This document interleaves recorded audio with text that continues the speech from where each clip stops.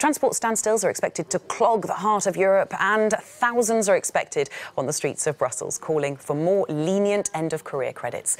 Well, let's go now live to the Belgian capital, where Brian Carter joins us. Good morning to you, Brian. So what exactly are the unions calling for here? Good morning, Belle. Well, I'm in central Brussels, and as you can see on this square behind me, later on today, thousands of people are expected. This demonstration is organized by Belgium's main unions under the slogan, a decent pension at a reasonable age. Now, it's not the first time that the unions have demonstrated against this government. This government here in Belgium, the government of Charles Michel, decided to raise the retirement age from 65 to 67.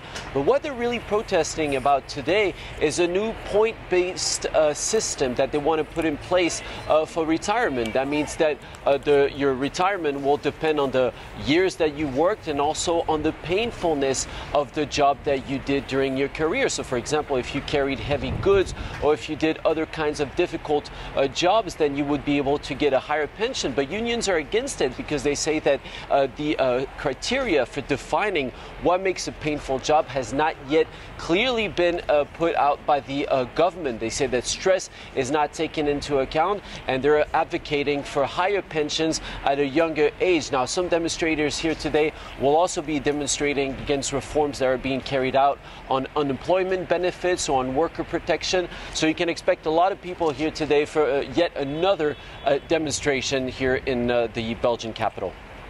Well, of course, on the Belgian government side, it's got to find the money somewhere, hasn't it? Just showing that Brussels, even Brussels, can't be immune from EU budget requirements, can it?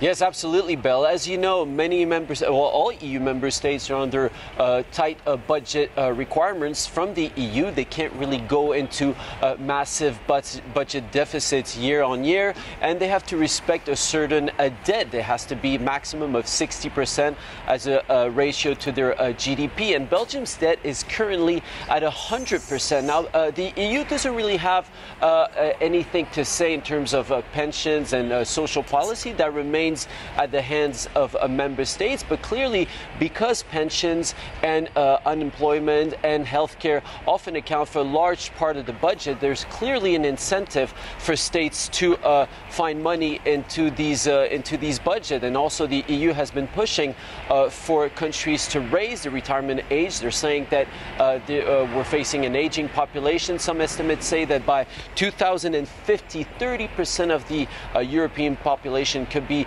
65 years old or older. So this is clearly a problem that not only Belgium but many other EU member states are encountering at the moment.